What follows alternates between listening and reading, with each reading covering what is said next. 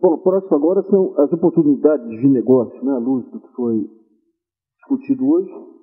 Você, o Mauro Quigê, que é presidente de vendas de crédito de carbono do Banco Real Abenianco, e o Fernando de Souza Machado, que já participou como comentarista na parte da manhã, que é diretor da Ecoinvest.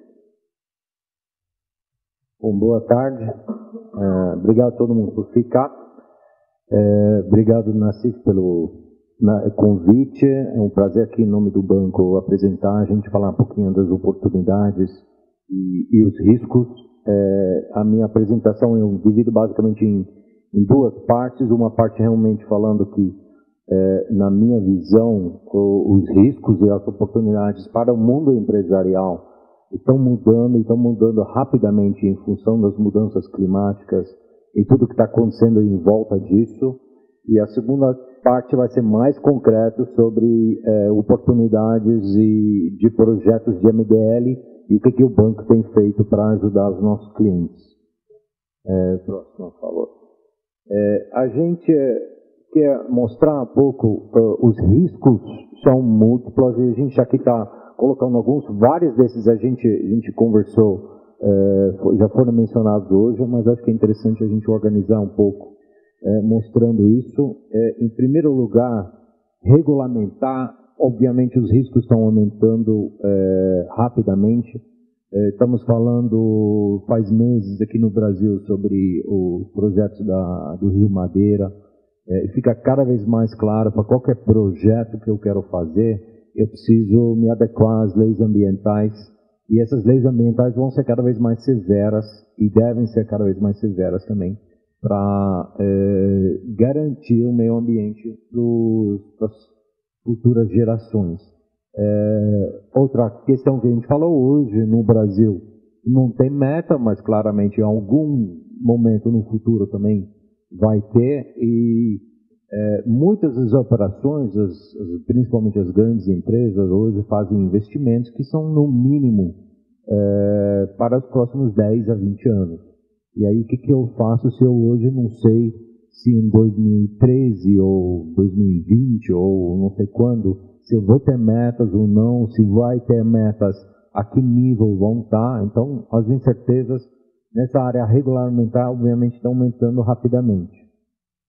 Ligado a isso, todo o custo de cadeia de valor, com isso eu quero dizer o seguinte, que os insumos ficam cada vez mais caros, sejam o simples fato que o petróleo está ficando mais escasso, portanto mais caro, mas também, obviamente, cada vez mais produtos vão ser de alguma forma tributados por emissão de carbono, e isso obviamente aumenta o custo. Então cada indústria,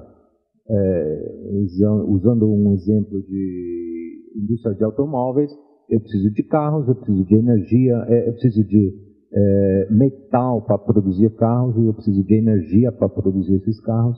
Essas matérias-primas e insumos vão ficando cada vez mais caros.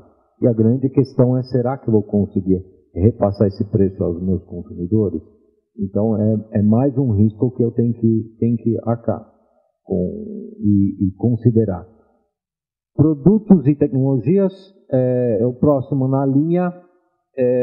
Cada vez mais também o cliente fica cada vez mais exigente, o consumidor quer saber também o que são. A gente acabou de ver um número, 87% dos brasileiros está preocupado de alguma forma. Isso não quer dizer que já está exigindo um produto com baixas emissões, estamos ainda longe disso, mas a Natura, por exemplo, é uma empresa que já está antecipando isso. Hoje, em alguns produtos, no rótulo, a Natura explica e informa o nível de emissões que foram necessárias para produzir esse produto.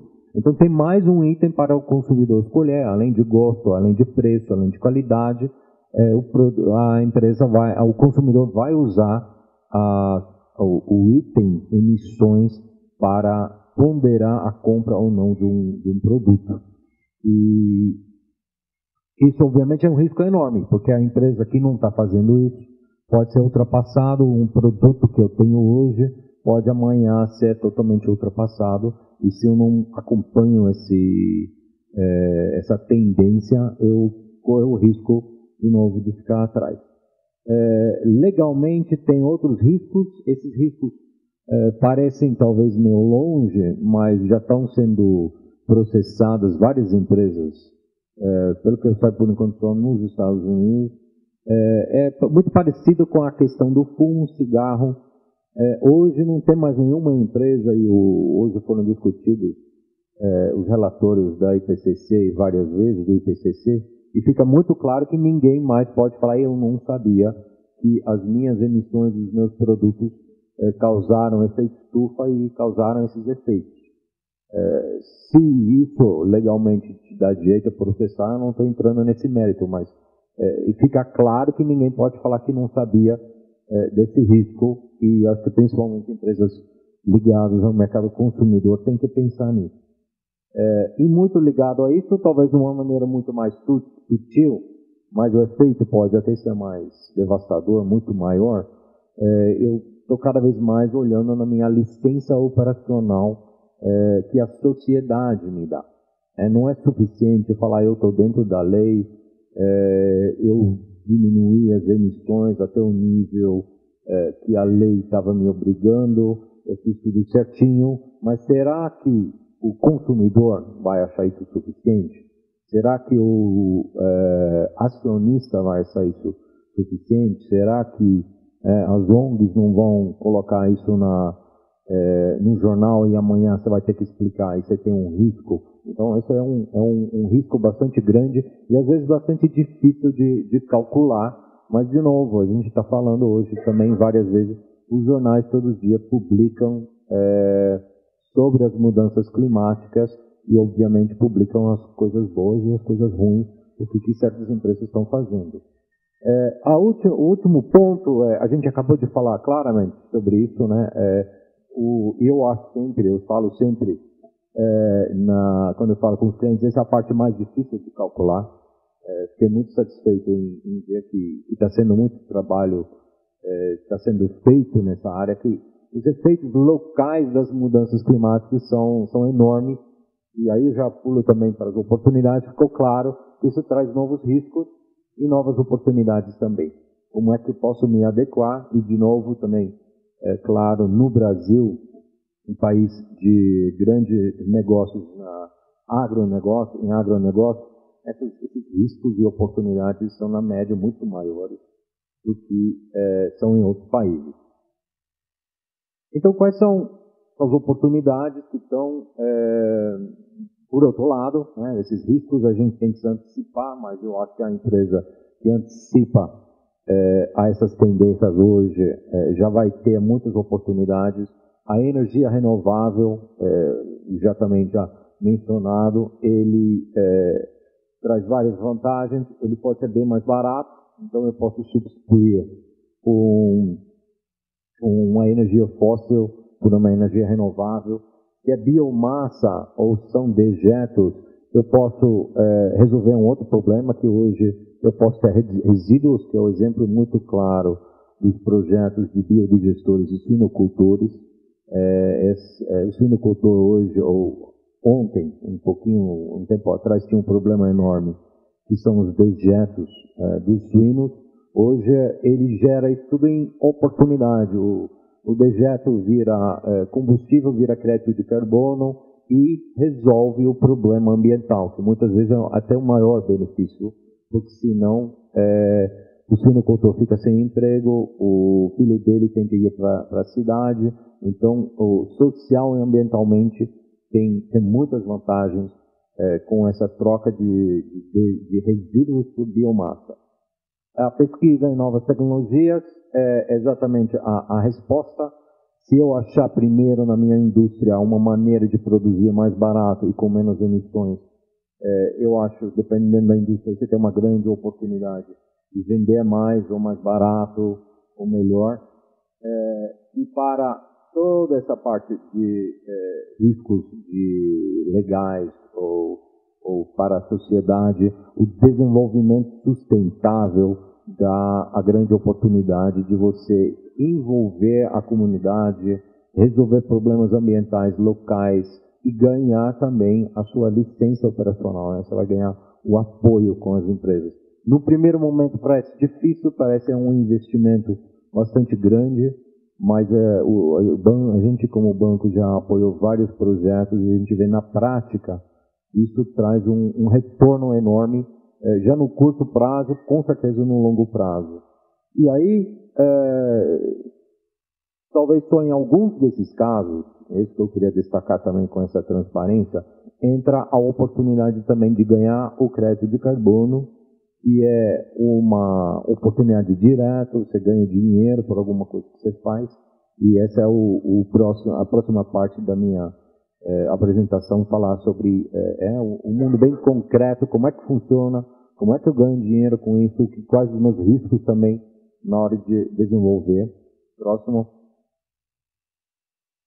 Mas tem antes, deixa eu falar aqui, nós estamos indo para um mundo que vai restringir cada vez mais as emissões de carbono, e isso é uma realidade já, e já está acontecendo. Próximo, por favor. Próximo, fazer 1, 2, 3, mais um. Isso, a gente discutiu de manhã, né, o protocolo de Kyoto fala da responsabilidade comum, porém diferenciada. Pode ir mais 2. E isso é traduzido em grandes linhas por uma obrigação de reduzir para os países anexo 1, né, os países industrializados, e um incentivo para reduzir dos demais países, como o Brasil, Índia, China, que a gente conversou bastante. Próximo, por favor. E o que não foi falado muito, que a gente que eu vou entrar bastante hoje, são os chamados mecanismos de flexibilização, que é o jargão que são os mecanismos de mercado. Pode ir mais 3, que são os allowances, ou permissões, que a Europa usa muito, o joint implementation, que existe basicamente como oportunidade nos países do leste europeu. Eu não vou falar muito sobre isso hoje, mas ele é um programa muito parecido que a gente tem aqui, o MDL, Mecanismo de Desenvolvimento Limpo, porque a grande diferença é o Joint Implementation é para países anexo 1, portanto não é para o Brasil, e o MDL é para países como o Brasil e outros. Esse tudo é dentro do Kyoto. Agora tem outros mercados, próximo por favor, que são os mercados regionais. A Austrália já tem, foi até um dos primeiros, está funcionando, existe lá negociação de allowances já no mercado regional lá, e tem nos Estados Unidos, dos dois lados do oceano, sendo desenvolvido, já tem legislação de mercados regionais, só que eles só começam a operar 2010, 2009, 2011, dependendo um pouquinho, mas esses também já são restrições concretas, então não é voluntário, que é o último, próximo, por favor. A última parte do mercado de carbono ainda são os mercados voluntários. O mais conhecido é o mercado de Chicago, o Chicago Climate Exchange. Tem várias empresas brasileiras que já venderam crédito de carbono lá, só que o preço lá é muito mais baixo por ser uma iniciativa voluntária, que obviamente as restrições são menores, os critérios são um pouquinho mais flexíveis ou fáceis. E voltando hoje, eu vou falar do MDL, como é que funciona e quais são as oportunidades. Próximo, por favor. Estou lembrando, mais uma, por favor. Protocolo de Kyoto sempre fala dos 6 gases de efeito estufa. Na grande maioria dos casos, e principalmente no Brasil, estamos falando somente dos primeiros 2 gases, o CO2 e o metano. E no Brasil tem um projeto também de óxido nitroso, que tem um volume de crédito de carbono enorme.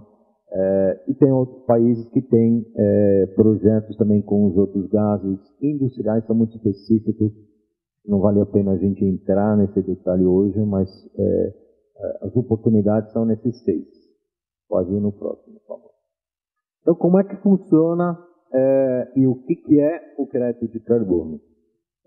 Tudo que já foi discutido hoje de manhã também começa com a linha de base, em outras palavras, o que eu estava fazendo antes, ou em outras palavras, o que eu faria se não existisse o crédito de carbono. Então eu tenho um nível, por exemplo, aqui de X de emissões. Próximo, por favor.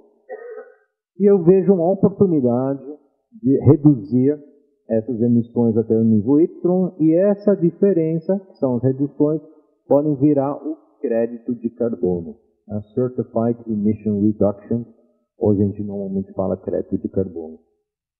Tem um passo enorme que a gente já vai falar, que é como é que eu vou comprovar, como é que eu vou aprovar, o que o Miguel vai falar, se ele vai aprovar ou não. Mas primeiro eu queria deixar a ponto de vista financeiro, né? Eu vejo essa oportunidade e eu acho que eu vou conseguir. Agora, o que eu faço com isso?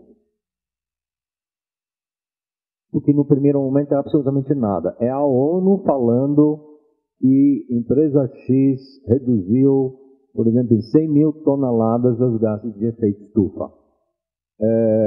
Aqui no Brasil não vale absolutamente nada, ninguém está interessado nisso. Os interesses estão no outro lado do oceano, onde eu tenho uma empresa que tem metas, ela tinha um certo nível de emissões históricas, conseguiu já reduzir, porque estava antecipando e conseguiu reduzir até um certo nível, só que, por exemplo, a meta é mais baixa ainda. Essa meta funciona o seguinte: cada país assumiu no Kyoto um certo compromisso de reduzir, né, a gente falou, depende do país, na média em 5%, as emissões, e cada um dos países aloca essas emissões para as indústrias que funcionam naquele país. Na Europa, isso funciona na maneira de allowances, então, European Union Allowances, ou traduzido, permissões. São distribuídos gratuitamente, cada um recebe no início do ano um certo nível de permissões, só que no final do ano tem que mostrar se emitiu X e tem Y de emissões, tem que fazer alguma coisa. Próximo, por favor. Então, o que pode fazer? Eu posso comprar allowances do meu vizinho. Talvez meu vizinho recebeu bastante allowances, ou tem uma tecnologia mais velha, foi mais barato para reduzir essas emissões. Então, ele que tem isso sobrando, e assim vamos trocando os allowances. Qual a grande ideia atrás disso? E o mercado automaticamente vai reduzir naquele lugar onde é mais barato de investir. Em outras palavras, o objetivo comum vai ser alcançado por um preço bem menor. Agora, existem alternativas, pode ir mais um. A empresa lá fora também pode comprar o crédito de carbono aqui no Brasil, ou da Índia, ou da China. E mais um. Para constar totalmente, também tem aqueles créditos de carbono do Joint Implementation. E isso agora tem a situação completa. Se eu estou aqui no Brasil, eu tenho meu crédito de carbono na mão, então eu estou concorrendo com a seguinte situação: uma empresa europeia está sempre calculando o custo de oportunidade, quanto me custa reduzir, quanto me custa comprar allowance e quanto me custa o crédito de carbono. Quanto me custa, qual o risco de ser implementado, qual o risco do crédito de carbono ser entregue, porque a empresa no Brasil me promete hoje que vai me entregar em 2010 100 mil toneladas, mas o projeto nem existe. Será que é interessante fazer? Porque é mais barato que o allowance, então talvez seja. E assim que funciona o mercado. Próximo, por favor. Uma ideia do tamanho desse mercado. Essa aqui é uma estimativa do World Bank, do mercado em 2006. O grande mercado é daqueles allowances. Esse que faz o preço, esse que é o mercado, é somente na Europa, no Japão, o sistema é diferente, eles não entram nesse mercado de allowances, mas na Europa, esse é onde está sendo feito o mercado. 1 bilhão de toneladas a um preço médio, ano passado talvez em torno de 20 euros, e a gente está falando do tamanho do mercado. 1/3 desse tamanho é o mercado do CDM, em inglês é MDL, mesma coisa, né? é 1/3 do mercado, que são os primaries, são aqueles créditos de carbono ainda não performados. Né? Eu vou entregar 2010, 11, 12, mas eu já estou negociando. O secundário é aquele crédito de carbono já emitido. Por razão óbvia, os projetos estão começando agora, esse mercado é muito menor. E aqui é uma ideia daqueles outros mercados, mercados voluntários, aquele mercado na Austrália, o mercado CCX voluntário, são bem menores. O grande mercado é o do European Trade Scheme. Próximo, por favor. Então, agora um pouquinho sobre os projetos de MDL. Aqui é uma transparência que vem direto do site da ONU, que mostra claramente onde estão os projetos. Né? Brasil, Índia, China, México, onde deveria estar também, que é obviamente um dos objetivos do protocolo de Kyoto, mas onde tem absolutamente nada, é a África, é um dos outros problemas que não foi discutido hoje de manhã, mas obviamente também é importante para o desenvolvimento do mundo. Próximo, por favor. Aqui um pouquinho, a mesma coisa que Miguel mostrou, China, Índia, Brasil são os 3 maiores países, o número de projetos em estimados créditos de carbono. Próximo, por favor. E aqui a mesma coisa para o Brasil, também Miguel já mostrou, aqui eu abri um pouquinho mais o número de projetos, bagaço de cana, suinoculturas, PCH, até o sanitário e outros tipos de biomassa são os mais importantes. Em número de crédito de carbono, esse número muda completamente. Aterro sanitária, por tratar de metano, que tem aquele fator 21 a mais do que o CO2, consome um volume bem maior. Aquele único projeto que eu falei, do óxido nitroso, sozinho, responsável pelo mesmo tamanho dos projetos de aterro sanitário, e assim por diante. Lembrando, esse aqui é estimado o que vai ser entregue. Isso não quer dizer que já é entregue, não. O que já foi entregue, também como o Miguel já falou, em torno de 10 milhões de toneladas. Tá? Próximo, por favor.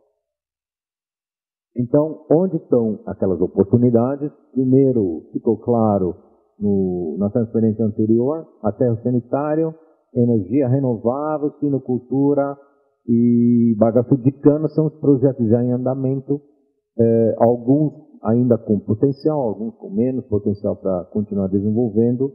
E agora estamos nos preparando, as empresas estão se preparando para, vamos dizer, uma segunda onda de projetos que exige um pouquinho mais de investimento, um pouquinho mais de trabalho, mas no mínimo esses 3 a gente está vendo que essas empresas estão se preparando. Próximo.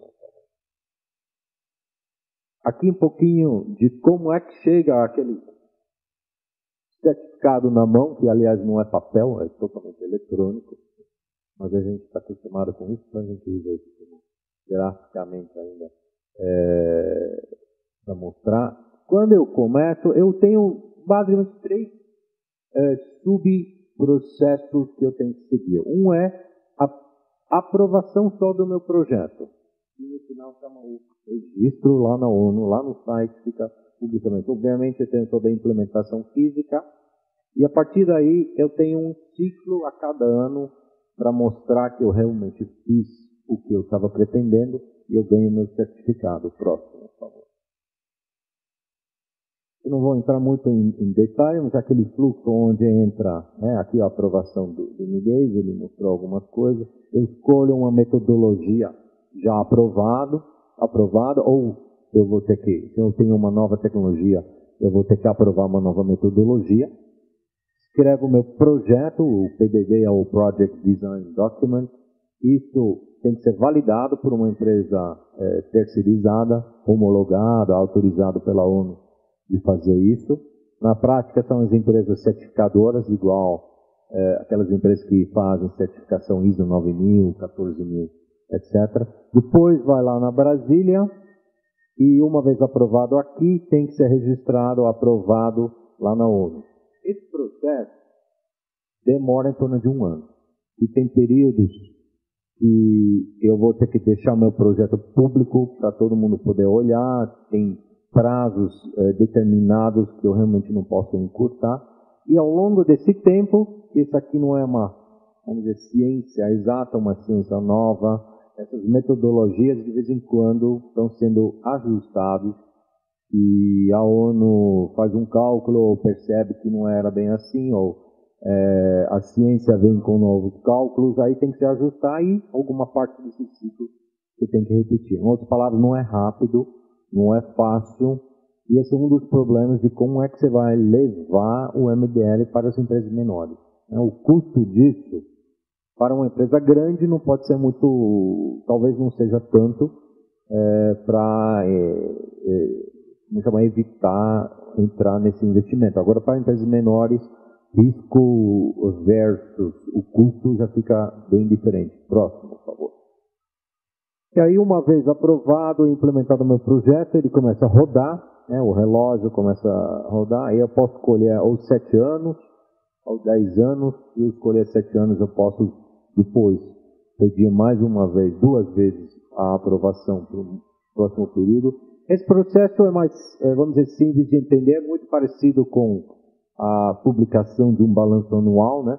Eu vou monitorando o ano inteiro quanto que eu estou queimando de bagaço de cana, quantas toneladas, portanto, quantos créditos de carbono eu vou ganhar, quantos metros cúbicos de metano a terra está queimando, portanto, quantos créditos de carbono eu tenho. Uma vez por ano, ou menos, mas geralmente uma vez por ano, eu escrevo o meu relatório, se fosse o balanço anual, eu preciso auditar isso, chama verificar, aí eu ganho meu certificado e aí eu posso então ir para o mercado para vender e ganhar meu dinheiro. Próximo. Será que eu preciso esperar até aqui ou eu já posso vender aqui antes? Esse gráfico eu uso bastante, ele é bastante ilustrativo para mostrar para o cliente como é que funciona o mercado e o que é um momento interessante de se negociar crédito de carbono. Eu tenho, a primeira ideia que eu tenho, eu faço tudo isso e a cada ano, aqui é uma ideia de um fluxo que eu vou ter por 7 anos, eu vou para o mercado, eu vendo isso pelo preço do mercado naquele momento, eu ganho meu dinheiro. Obviamente eu corro o risco, depois a gente entra mais em detalhe desse gráfico, não se preocupe com isso, mas esse mercado é muito volátil, então eu tenho um risco de mercado. Talvez seja mais interessante, quando eu chego aqui, eu estou no início do meu projeto, de fixar o preço desse fluxo inteiro. Porque aí eu não tenho mais o risco, eu sei que eu vou receber isso. Se o preço for maior, não é que eu perco, eu deixo de ganhar. Se o preço for menor, no mínimo eu tenho meu preço fixado. E isso é interessante porque o comprador no mesmo momento pensa a mesma coisa.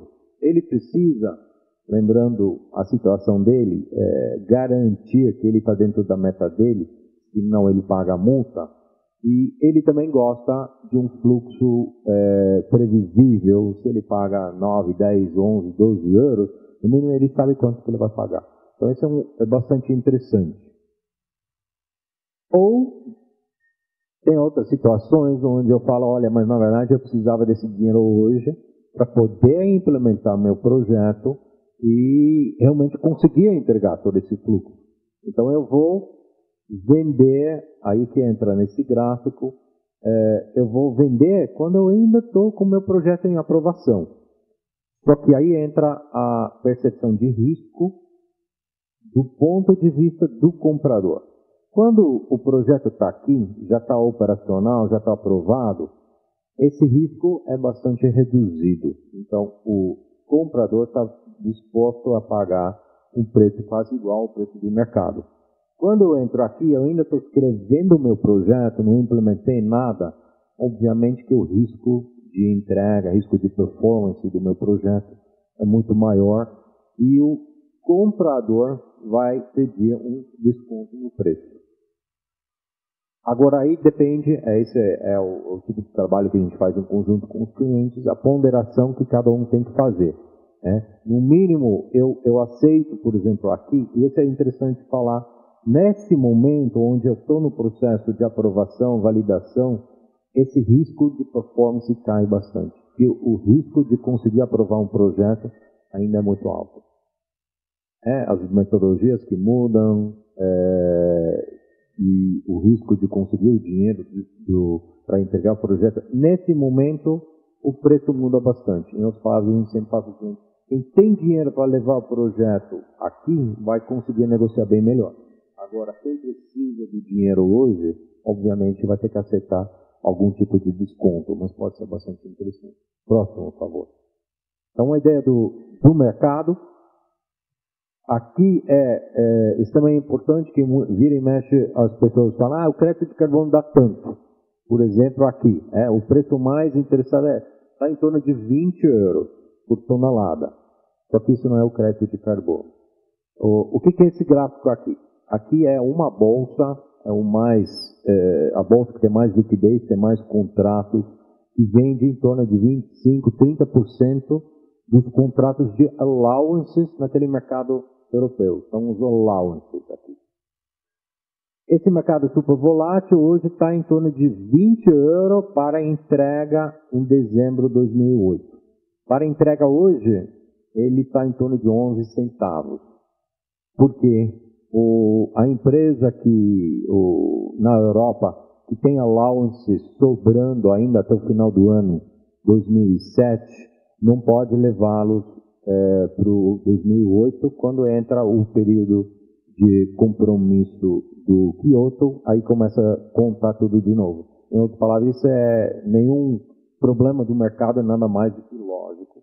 E o preço, referência desse mercado é esse aqui. E o preço de crédito de carbono, ele é menor do que isso. Vamos para o próximo que eu vou tentar mostrar isso. Aqui é o preço do allowance para a entrega que eu falei hoje, spot 2007, ele é quase zero, mas mais ou menos no ano seguinte, 2008 a 2012, ele está em torno de 20. Tem oscilado 20, 21, às vezes 19, mas aqui para aproximação está em torno de 20. Se eu tenho um crédito de carbono já emitido, para entrega hoje, ele vale em torno de 13 ou 14 euros. Por que é tão mais barato? Lembrando daquele gráfico que eu mostrei, que a empresa lá fora ela pode usar tanto o allowance quanto o crédito de carbono para cumprir as metas. A diferença está aqui. Ela pode usar, só que existe um limite de limitação. Países na Europa deixam, na média, entre 10% a 15% da meta em crédito de carbono. Tem vários outros riscos de entrega. Mesmo que esse crédito já existe, ou está quase pronto, ainda existe o risco do país que vai comprar, não vai aprovar. É o seguinte, se eu comprar crédito de carbono de algum tipo de projeto, por exemplo, de um aterro sanitário aqui no Brasil, eu preciso, se eu estou lá na Inglaterra, por exemplo, pedir aprovação do governo lá, igual que o projeto aqui tem que ser aprovado pelo MCT, o governo lá da Inglaterra também tem que aprovar um comprador comprar crédito de carbono daquele projeto. E ainda existe um risco, que por incrível que pareça é um problema simples de software que não está pronto. Eu te falei, esses certificados são eletrônicos e tem que ser transferidos igual que a gente faz no Internet Banking, de uma conta para outra, e esse software não está pronto, então tem um risco aqui. E existem outros riscos regulatórios. Então, o mercado dá um desconto para esse crédito de carbono. Na minha visão, aliás, esse desconto é exageradamente alto. Eu acho que isso vai ainda cair, mas é a percepção do mercado comprador.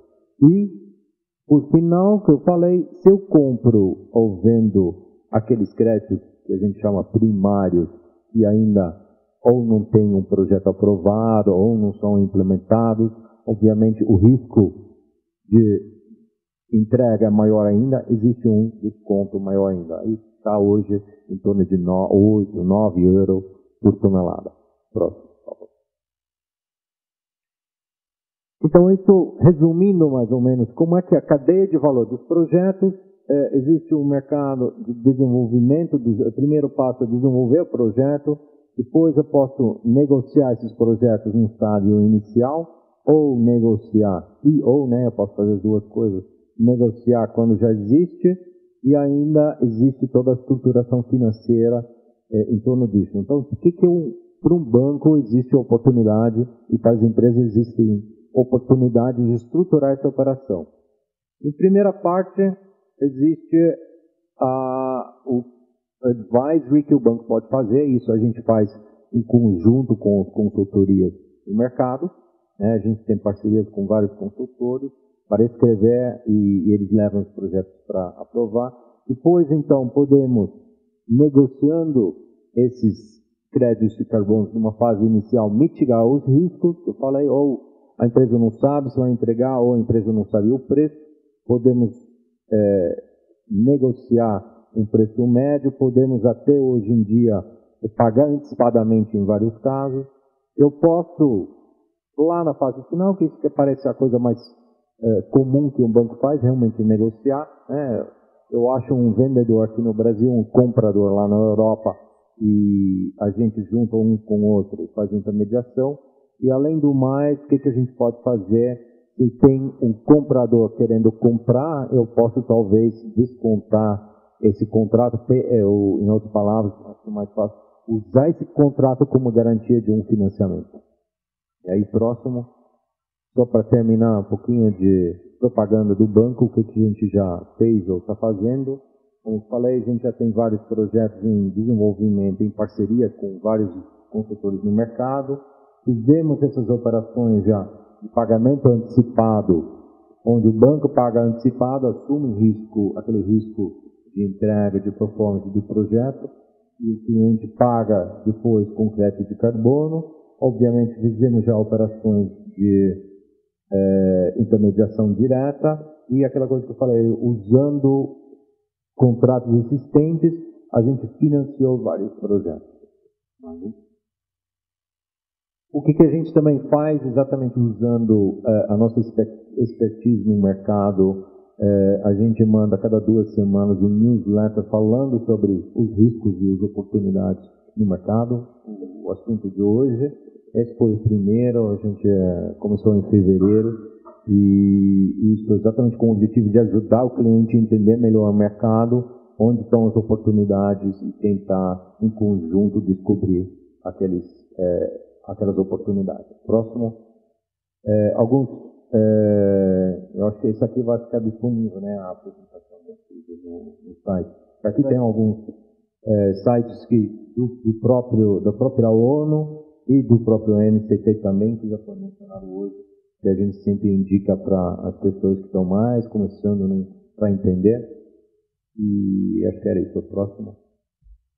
Os meus contatos para quem quiser entrar em contato. Obrigado.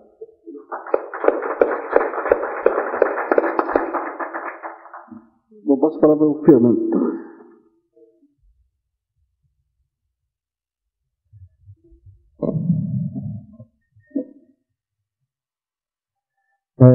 A minha apresentação vai ser um pouco diferente da linha que o Mauro levou. Eu vou tentar colocar aquilo que eu tentei passar para o Miguel na mesa de debate aqui, e é como esses créditos de carbono, especificamente os projetos de MDL, podem incentivar uma mudança na estrutura produtiva do país, como eles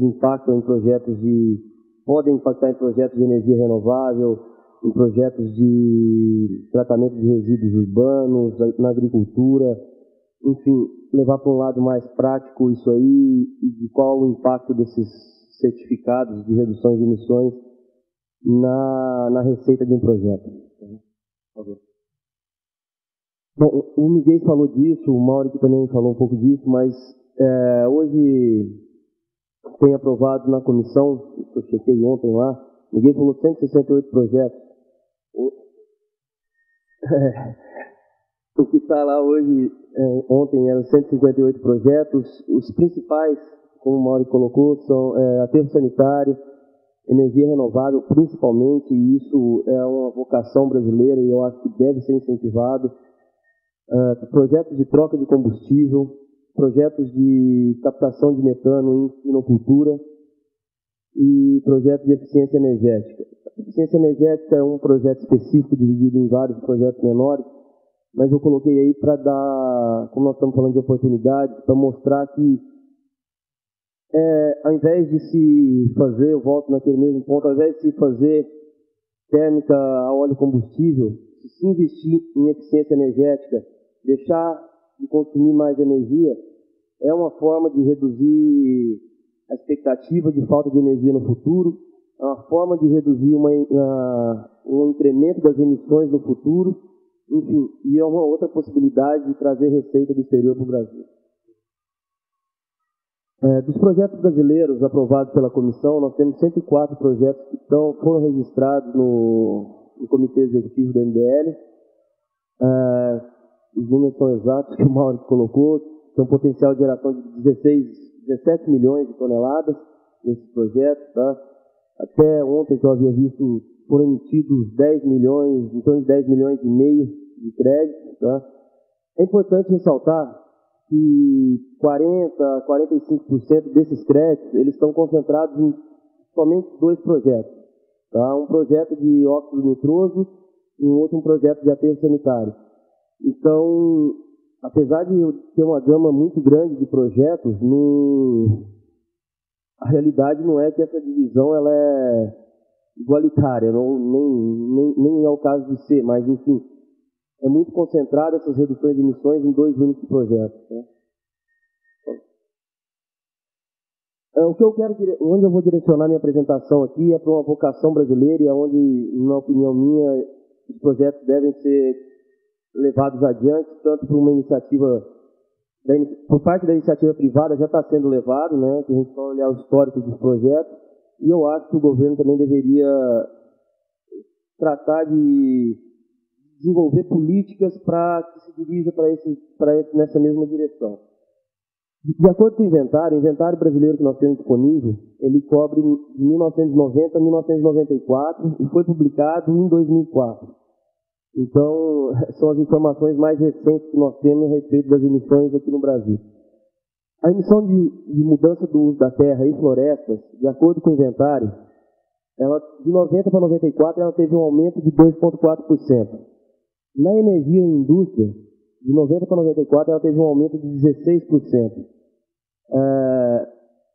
Vai um pouco em linha, de acordo com o Miguel falou, os créditos, as emissões relacionadas a desmatamento, mudança de uso da terra, elas estão caindo proporcionalmente, apesar de responder por 75% de todas as emissões nacionais, em torno de 75%, elas estão caindo proporcionalmente porque o uso de combustíveis fósseis no Brasil está aumentando.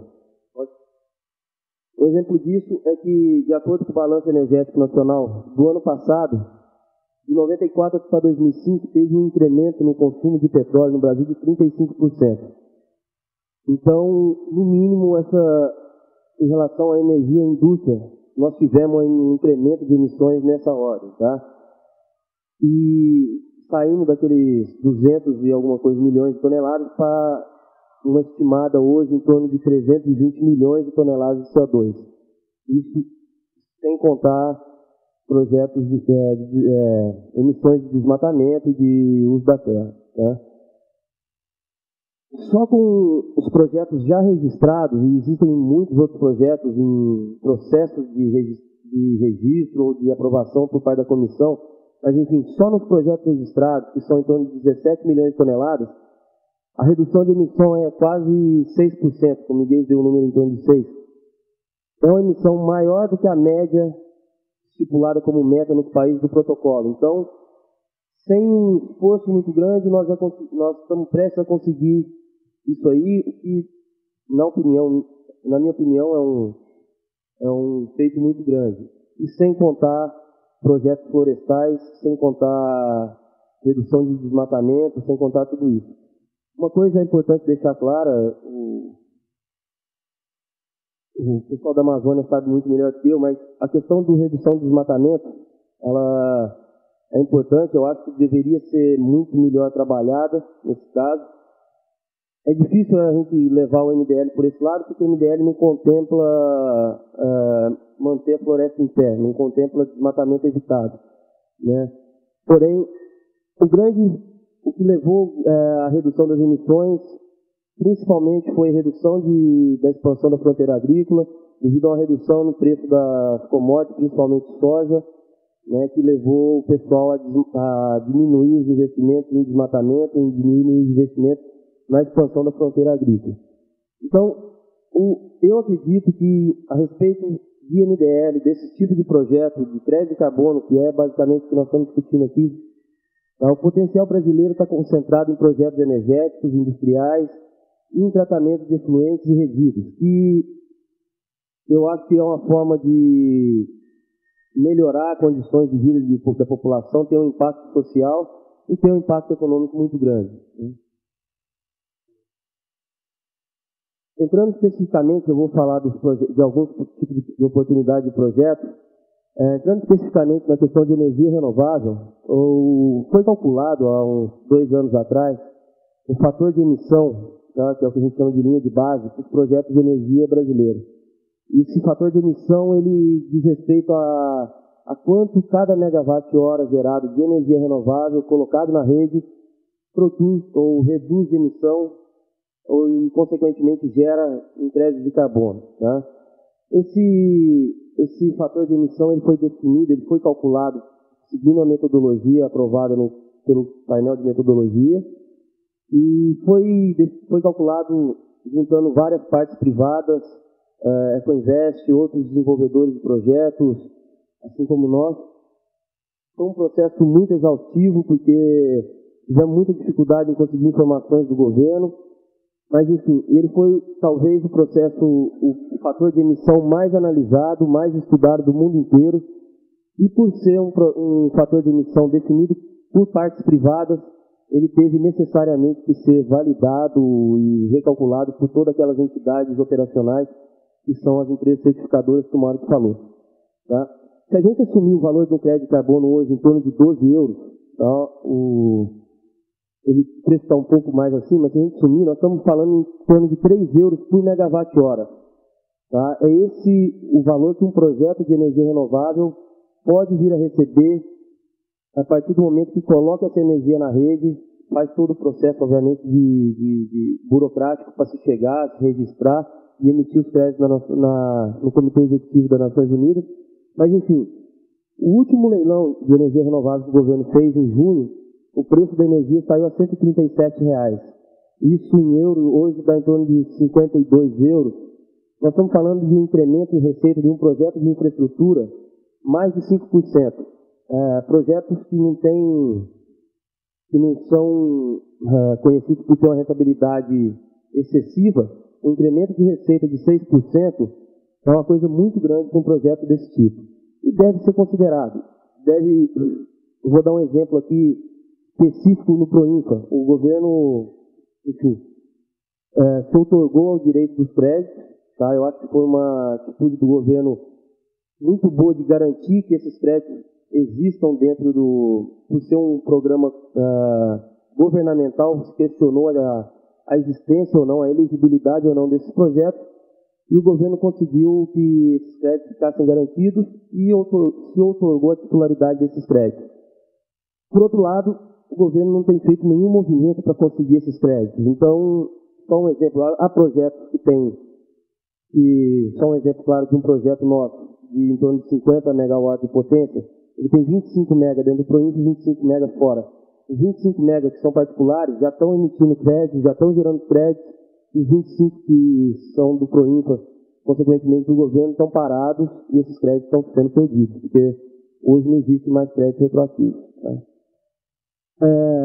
Só em projetos de energia renovável no Brasil foram emitidos em torno de 4,5 milhões de créditos. Tá? E aí é que eu entro e volto na questão que eu falei aqui na mesa de debate, de tentar fazer um link, uma conexão para gerar um incentivo a fontes alternativas de energia no Brasil, uma coisa muito mais consistente do que é feito hoje. Tá? Porque no último leilão foram habilitados mais ou menos 2.800 megawatts de potência e foram negociados em torno de 638. É pouco, entendeu? Quando o Dr. Miguel diz que 2.600 megawatts de energia renovável foram colocados por causa do MDL, é uma questão um pouco questionável, porque esses projetos, a maioria desses projetos entraram antes do protocolo de Kyoto estar em vigor, todos consideravam, obviamente, os créditos de carbono naquela época, só que se a Rússia não ratificasse, os projetos estariam gerando energia do mesmo jeito e não estariam recebendo esses créditos. Então, eles assumiram o risco, todos consideraram essa hipótese e, enfim, independente do protocolo ter sido ratificado ou não, esses projetos estariam sendo performados e estariam gerando energia. Mesmo hoje, para se fazer um projeto contando exclusivamente com crédito de carbono, o risco é muito alto, é muito difícil o processo para se chegar na emissão desses créditos. As metodologias têm mudado no meio durante o processo, existem uma série de fatores burocráticos que limitam e que estendem o prazo e quando se faz um fluxo de caixa, a questão de prazo é muito importante. Então, não é tão simples assim e os créditos podem vir a ser um fator muito importante para o incentivo de projetos de energia renovável. O PROINFA, quando foi criado, em 2001, por aí, quando foi criada a lei do PROINFA, se pensava que existiria até PROINFA 2, PROINFA 3, enfim. PROINFA 1 até hoje não foi totalmente implementado, está sendo através de muita dificuldade, mas enfim, são 3.300 megawatts de energia, de fontes alternativas de energia, divididos igualmente entre energia eólica, pequenas centrais hidrelétricas e projetos de biomassa. Hoje, acredito eu que implementado devem ter em torno de uns 400 megas, não tenho esse número exato. E tem um potencial de geração de crédito, esse não é um número exato também, isso foi estipulado por nós, são de 3,5 milhões de toneladas de CO2 por ano. Tá? É um valor considerável, nós estamos falando aí, se a gente assumir um crédito de 12 euros, nós estamos falando de quase 40 milhões de euros por ano, entrando no setor elétrico, que podem vir a alavancar outros projetos de energia renovável. Especificamente no PROINFA, como eu disse, o governo tem a titularidade dos créditos, tá? Através de um decreto, ele ficou com a titularidade desses créditos e, segundo o próprio governo, esses créditos vão ser usados para abater a tarifa de energia. Se vai acontecer ou não, eu não sei. O que eu sei é que os créditos do PROINFA da parte do governo, até hoje eu não vi nenhum projeto, eu não sei como estão sendo levados adiante, né? Como esses projetos estão sendo levados adiante. Um outro fator que eu acho que deveria ser considerado no estímulo a projetos de energia renovável, e é muito importante para um projeto, para a viabilidade de um projeto, é a questão do fator de emissão. Como eu disse, todos os projetos de energia renovável do Brasil que estão conectados no Sistema Interligado Nacional foram validados com mais ou menos aquele fator de emissão que eu coloquei no slide anterior, em torno de 0,25 toneladas de CO2 por megawatt-hora. O governo, agora, por ser soberano e o protocolo ser um protocolo entre países, o governo pode definir o seu fator de emissão, e esse fator de emissão definido pelo governo, ele não pode ser questionado por ser uma atitude soberana do país. O MCT se juntou ao MNE, com informações da ONS, do Operador Nacional do Sistema, eles se juntaram e calcularam um outro fator de emissão para o Brasil, não o Sistema Interligado Nacional, ele dividiu os sistemas em Norte, Nordeste, Sul e Sudeste e Centro-Oeste. Eles disseram que há um fator limitante de linhas de transmissão do Sul para o Sudeste e para o Centro-Oeste, mas enfim, é só a gente pensar que quase toda a energia de Itaipu está vindo hoje, é consumida aqui no estado de São Paulo e, enfim, a limitação de linhas de transmissões existe, mas não é tão assim. Enfim, o governo dividiu os dois principais subsistemas aí do que nós estamos falando dos projetos de MDL no Brasil, o Sudeste, Centro-Oeste e Sul. Sudeste e Centro-Oeste, os projetos onde concentra a maior parte dos projetos, e hoje onde estão os grandes desenvolvimentos de projetos, tanto de sucroalcooleiro, de bagaço, de térmicas à biomassa, principalmente de PCH. Esses projetos estão sendo desenvolvidos em Minas Gerais, em Mato Grosso, Goiás, Mato Grosso do Sul. Esses projetos vão perder uma possibilidade de receita muito grande se esse fator de emissão novo for de fato utilizado. Nós estávamos falando de 250 toneladas de CO2, esse fator vai ser reduzido em média, tá, para 0,100. É uma redução monstruosa. Nós estamos falando, só para o montante de créditos já emitidos, em torno de 4,5 milhões de toneladas, nós estamos falando de uma redução na receita no Brasil em torno de 20 milhões de euros. Isso aí seria, só para os créditos emitidos, deixaria de entrar se fosse aplicado esse outro fator de emissão. Enfim, tudo isso para tentar passar a mensagem de que existe um movimento para desenvolvimento de projetos de energia renovável no Brasil por parte de investidores privados. Esses projetos têm sido e podem ser muito mais estimulados a serem levados adiante. O desenvolvimento de um projeto de infraestrutura é muito complicado. Se tiver um incentivo do MDL, e o incentivo do MDL nesse tipo de projeto está ficando cada vez mais difícil, né? Então, eu acho que se o governo quer, de fato, fazer uma política de estímulo a fontes alternativas de energia, o MDL deveria ser mais bem considerado nesse hipótese. Um outro ponto importante que eu acho, e é uma oportunidade grande de projeto no Brasil, é a questão de aterro sanitário e tratamento de resíduo urbano. Tá? A Comissão Interministerial de Mudança Global do Clima aprovou até agora 19 projetos de aterro, tá? Sendo que 14 desses projetos já foram registrados no Executive Board e 4 desses projetos já emitiram crédito. Tá?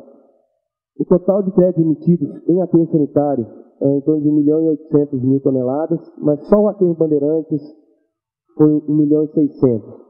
Então, está muito concentrado, existe uma oportunidade muito grande. Tá? No Brasil, isso é de 2000, hoje já deve estar bem diferente esse número, mas no Brasil se produzem 157 mil toneladas de lixo urbano dia. A composição de lixo orgânico dentro desse montante é muito alta, e é de fato o lixo orgânico que produz metano. Um outro dado é que 55% dos municípios dispõem os resíduos em lixões, tá? 13% em aterros sanitários, 17% em aterros controlados. Então, a grande maioria dos municípios brasileiros está dispondo, apesar de existir lei obrigando eles a dar uma disposição correta desse resíduo, a grande parte desses municípios está colocando o resíduo de forma inadequada, está gerando emissão de gases de efeito estufa, e isso poderia ser mitigado ou melhorado se tivesse uma política alinhada de, por exemplo, o Ministério das Cidades fazer uma política conjunta de desenvolvimento de aterros sanitários em municípios menores ou em municípios que não têm tanta estrutura para fazê-lo, com os créditos de carbono que são capazes de financiar ou custear grande parte desse investimento na execução de um aterro sanitário.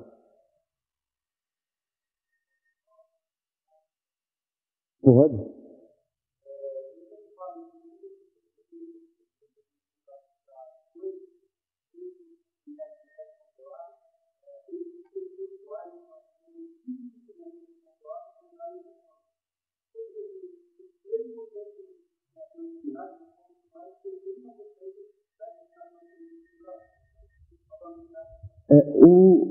Onde tem resíduo destinado no Brasil, eu acredito que 85% dos resíduos produzidos no Brasil são destinados, né?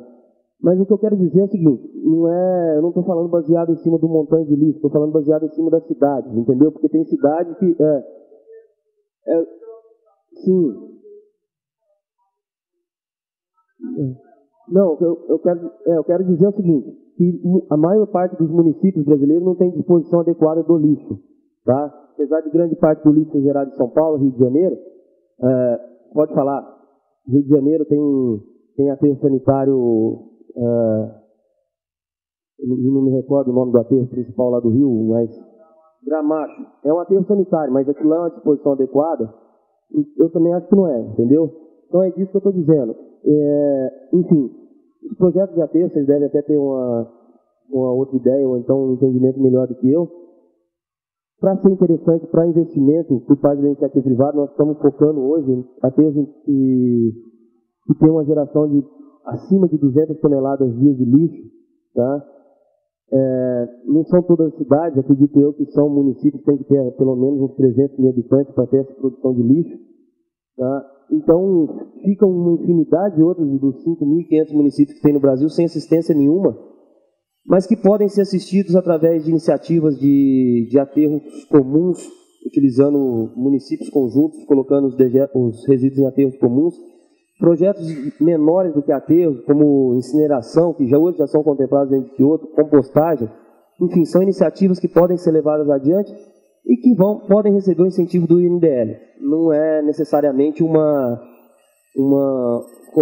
poder público colocando exclusivamente o dinheiro dele lá. Tá? Tem muita dificuldade, existe, como eu disse, falta uma política integrada relacionando a implementação de aterro sanitário, estou dando especificamente aterro, a um projeto de MDL. Existe um risco muito grande quanto à titularidade desses créditos para o investidor. O investidor faz um investimento no aterro, só que esses créditos, eles são do município, porque o lixo que está colocado lá é do município. Enfim, existe um questionamento muito grande sobre isso, uma incerteza muito grande para o investidor fazer o investimento. E em relação ao projeto de MDL de um aterro, eu acho que o Brasil deveria criar mecanismos mais fáceis, porque muitos aterros sanitários hoje não têm licenciamento ambiental e só vai conseguir licenciamento a partir de um investimento para adequação, e o projeto de carbono não pode ser levado adiante porque a comissão interministerial não dá a carta em um projeto sem licenciamento. Então eu acho que deveria haver um entendimento para se criar uma facilidade da comissão emitir uma carta ainda sem licença e depois haver uma fiscalização, enfim. São só ideias, mas eu acho que seria uma forma de facilitar a execução desse tipo de projeto, tanto dentro do MDL e o financiamento desses aterros que não são adequados hoje. Por favor. Uma outra oportunidade que é um problema muito grande em algumas regiões do Brasil, principalmente regiões onde tem criação muito intensiva de suínos, é a questão de como se dispõe esses dejetos. Tá? Isso é diferente de cada estado, de um estado para outro, mas, enfim, em alguns lugares onde isso é muito intensivo, existe um problema ambiental muito grande, né? Esse tipo de projeto eles são bem simples, consistem na instalação de biodigestores nas granjas de suíno, no local das lagoas anaeróbicas. Hoje, grande parte das granjas brasileiras, elas possuem lagoas ou esterqueiras, né? O processo anaeróbico se dá dentro das lagoas e a emissão vai para a atmosfera, ela é totalmente liberada. Hoje, no Brasil, nós temos aproximadamente 2,4 milhões de matrizes alojadas, tá? Se a gente, grande parte dessas matrizes estão ligadas à agroindústria, estão ligadas a grandes frigoríficos que controlam toda a cadeia de criação do animal. Se a gente utilizar um fator mais ou menos, que é o que a gente tem hoje, em torno de 6 créditos por matriz, incluindo toda a sua cria, né, por ano, e se a gente falasse que conseguiria fazer em torno de 1 milhão, atingir 1 milhão de matrizes, nós estamos falando de 6 milhões de toneladas ano que seriam reduzidas, e isso é um volume muito grande. Se a gente botar em crédito, nós estamos falando aí de mais de 70 milhões de euros que seriam adicionados na cadeia da suinocultura para começar a fazer da suinocultura uma atividade mais sustentável, mais limpa do que ela é hoje, né? Esse tipo de projeto ele gera para o produtor também, além da receita do crédito, que nós estimamos hoje que ela se dá mais ou menos em torno de 10% da renda que ele tem com suíno, ele pode ter com crédito de carbono, tá? Se ele fizer todo o projeto, enfim, fizer todos os procedimentos, ele tem a disponibilidade de geração de energia elétrica. Ele pode ser autossuficiente em geração de energia, ele torna o processo produtivo dele muito mais barato e enfim, com certeza vai estimular uma produção de um suíno mais sustentável e uma rentabilidade maior para o produtor, né? Passar. Esse é só um exemplo, isso aí é uma granja, essa granja tem 300 kW de energia instalado, ela é toda suficiente, autossuficiente, abastece uma fábrica de ração, enfim.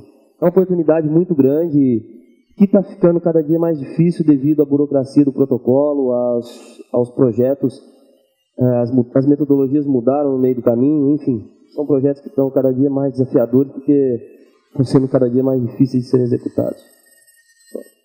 Mas, por fim, eu coloco aqui os desafios, principalmente para o Brasil, e como a gente pode tirar um proveito um pouco maior do MDL. Primeiro, eu acho que o governo deveria trazer mais perto dele as partes privadas, que são os grandes responsáveis pelos projetos no Brasil.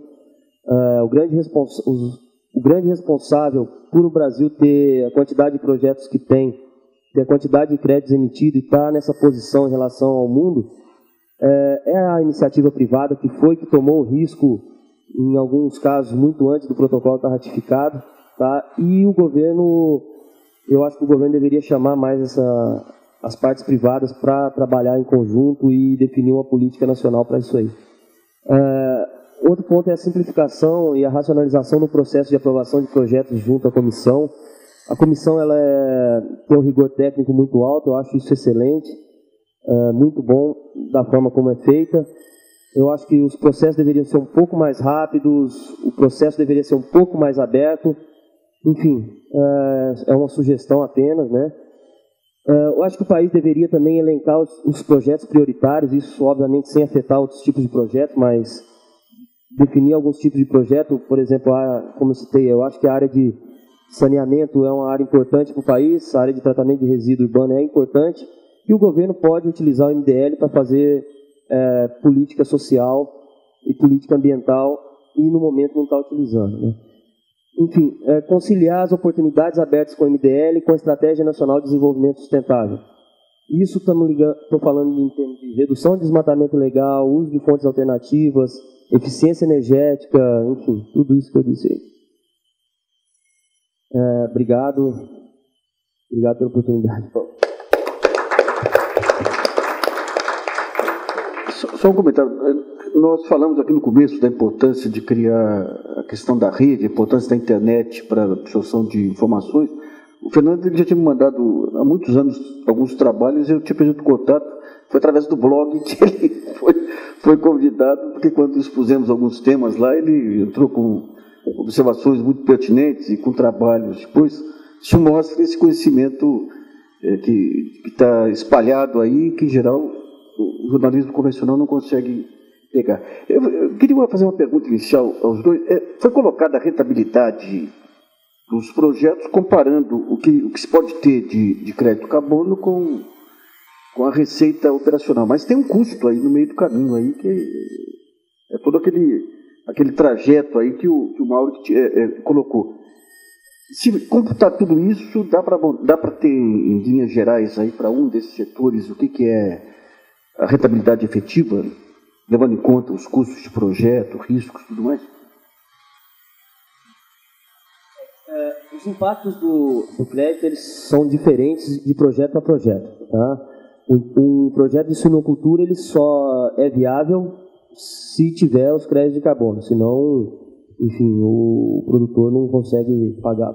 No projeto de energia renovável especificamente, onde é mais fácil a gente notar, o impacto dos créditos de carbono hoje, com esse fator de emissão que nós temos, ele consegue aumentar a rentabilidade do projeto em torno de 2,5%, 3%. Um projeto de energia renovável, um projeto de IPCH, por exemplo, tá? Que gera o ano inteiro, não de biomassa. Mas quando você fala em 2,5%, leva em conta todo o custo de aprovação do projeto, preparação e tudo? Se a gente pensar uma PCH de 10 mega, o custo dela hoje deve ser em torno de uns 30 milhões de reais. Né? Um projeto de crédito de carbono, vocês podem me corrigir, mas ele fica em média durante todo o processo dele, sem contar as taxas de emissão e tudo mais, só as partes burocráticas, entre 50 e 100 mil dólares, entendeu? Então ele é muito pequeno perto do investimento da planta em si. E essa planta vai render, você está falando, 2,5%? Mais ou menos. Tá. Só adicionando, eu acho que é isso que eu quis dizer, que para um projeto grande como o PCH, esses custos não são tão altos assim. Agora, esse é exatamente um dos problemas para conseguir um projeto pequeno levar para frente, porque você tem esses custos na frente e aí você tem um risco que você não sabe que vai ser aprovado. E acho que esse que é o próximo desafio do MDL como em geral, para levar isso para projetos menores e também para países menores, né? A gente aqui está falando do Brasil. O Brasil claramente com terceira posição está bem posicionado, mas como eu já falei, na África não tem praticamente nada e lá obviamente também tem uma oportunidade. Na sua exposição da BN, né, você havia dito que os valores, né, da Allianz, né, elas dependem, tem uma certa relação com possíveis multas, né, que venham a ser aplicadas em empresas que não cumpram as suas metas, né.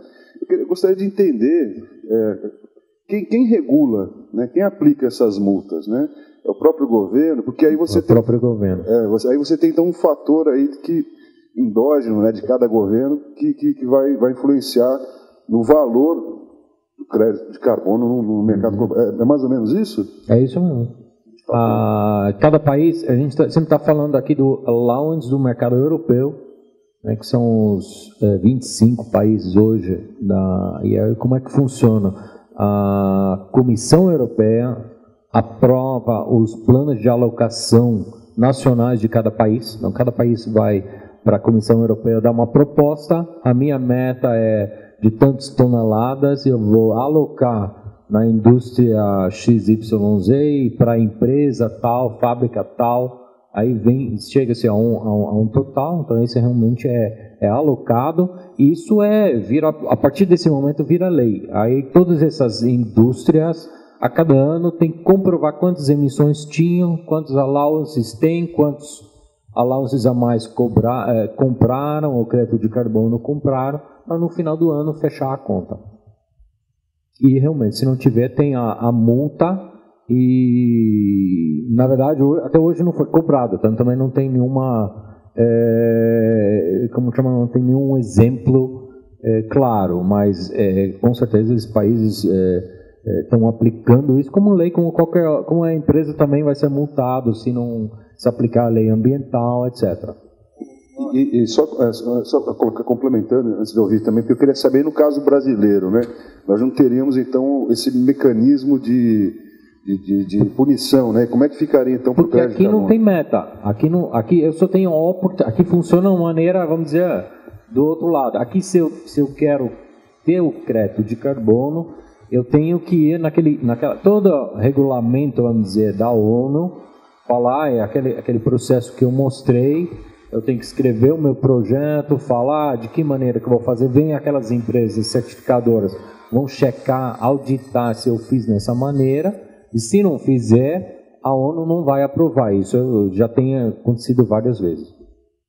Tem muitos projetos que não foram aprovados, muitos créditos que, apesar do projeto estar aprovado, não foram reconhecidos porque houve alguma falha na maneira que foi medido. Aí pode ter várias coisas, né? Pode ser coisas técnicas ou realmente, mas isso sendo colocado rigorosamente.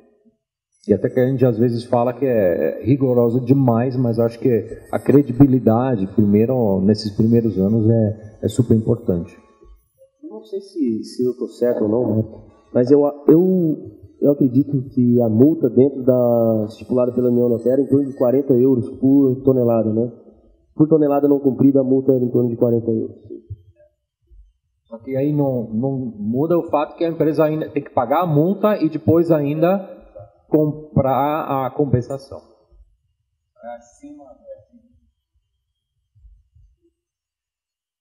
Bom, deixo só 2 comunicados rápidos. O primeiro é que as apresentações estarão no site do Projeto Brasil, projetobr.com.br.